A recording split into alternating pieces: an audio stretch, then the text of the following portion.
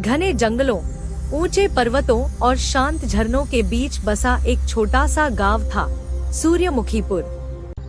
यह गांव जितना सुंदर था, उतना ही साधारण भी। यहाँ के लोग मेहनती थे, लेकिन जीवन में संघर्ष कम नहीं थे। उसी गांव में रहता था एक गरीब लेकिन अत्यंत श्रद्धालु युवक, आरव। आरव के पास न धन था, न कोई बड़ा सहारा। उसकी माँ बचपन में ही उसे छोड़कर चली गई थी और पिता की मृत्यु ने उसे बिल्कुल अकेला कर दिया था। पर एक चीज जो उसके पास थी, वह थी अटूट विश्वास। वह हर दिन सुबह उठकर एक छोटे से मिट्टी के मंदिर में जाता और वहां बैठकर माँ कुष्मांडा का ध्यान करता। गांव वाले अक्सर उसका मजाक उड़ाते, क्या मिलेगा तुझे इस भक्ति से? भगवान किसी गरीब की सुनते हैं क्या? लेकिन आरव मुस्कुराकर कहता, माँ सबकी सुनती है, बस समय आने पर जवाब देती है। एक साल गांव में भयंकर सूखा पड़ा। खेत सूख गए, कुएं खाली हो गए और लोगों के घरों में अन्न का एक दाना भी नहीं बचा। आरव के पास भी कुछ नहीं था। कई दिन तक उसने बिना भोजन के गुजारा किया, लेकिन उसकी भक्ति नहीं टूटी।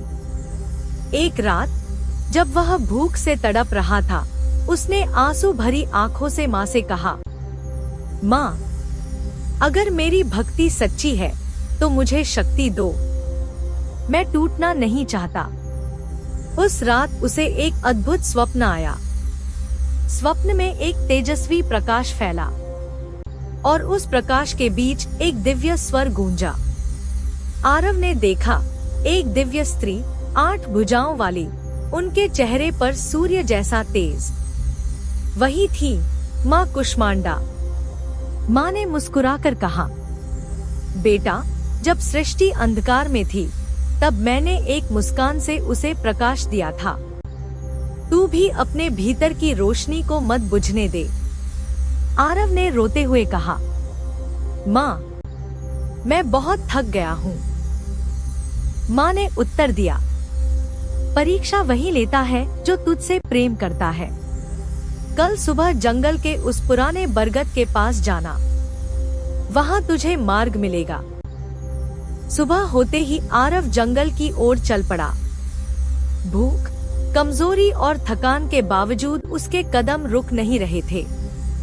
वह बरगद के पेड़ के पास पहुंचा। वहां एक बूढ़ा साधु बैठा था। साधु ने मुस्कुराकर कहा, आ गया तू, माँ ने तुझे भेजा है। आरव हैरान रह गया, आपको कैसे पता? साधु ने कहा, भक्ति की भाषा हर संत समझता है। साधु ने उसे एक छोटा सा बीज दिया और कहा, इसे अपने गांव के बीच में बो देना और रोज माँ का नाम लेकर पानी देना। आरव ने वैसा ही किया। गांव के लोग फिर हंसे, सूखे में पेड़ उगाएगा। लेकिन आरव ने हार नहीं मानी। हर दिन वह उस बीज को पानी देता और माँ का नाम जपता, जय माँ कुष्मांडा, जय माँ कुष्मांडा। कुछ दिनों बाद वह बीज अंकुरित हुआ। धीरे धीरे वह पौधा बड़ा होने लगा और फिर एक दिन उसमें एक अजीब सा फल लगा जो चमक रहा था, जैसे उसमें सूर्य की ऊर्जा हो। जब वह फल पक गया तो गांव वालों ने देखा कि उसमें से एक अद्भुत सुगंध निकल रही है। आरव ने माँ का नाम लेकर वह फल तोड़ा। जैसे ही उसने उसे काटा, उसमें से अन्न के दाने निकलने लगे और वह भी अनगिनत। पूरा गांव हैरान रह गया। आरव ने वह अन्न सब में बांट दिया। उस दिन से गांव में फिर कभी भूख नहीं रही। अंतिम सत्य। उस रात फिर माँ आरव के स्वप्न में आई।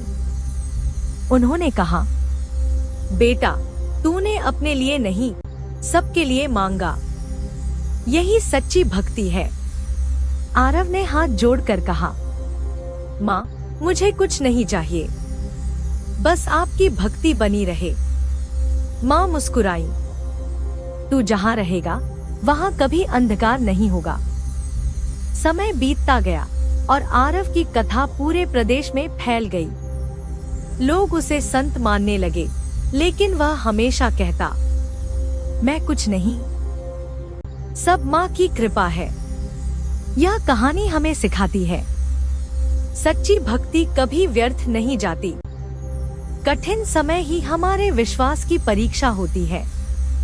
जो दूसरों के लिए जीता है वही भगवान के सबसे करीब होता है। जब जीवन में अंधेरा हो तो याद रखना, माँ कुष्मांडा की एक मुस्कान पूरी सृष्टि को रोशन कर सकती है और आपके जीवन को भी। जय माँ कुष्मांडा। भक्तजनों, आप लोग को वीडियो पसंद आया है तो वीडियो को लाइक करें, चैनल में नए हैं तो चैनल को सब्सक्राइब करें और अपने परिजनों के साथ शेयर करें। धन्यवाद।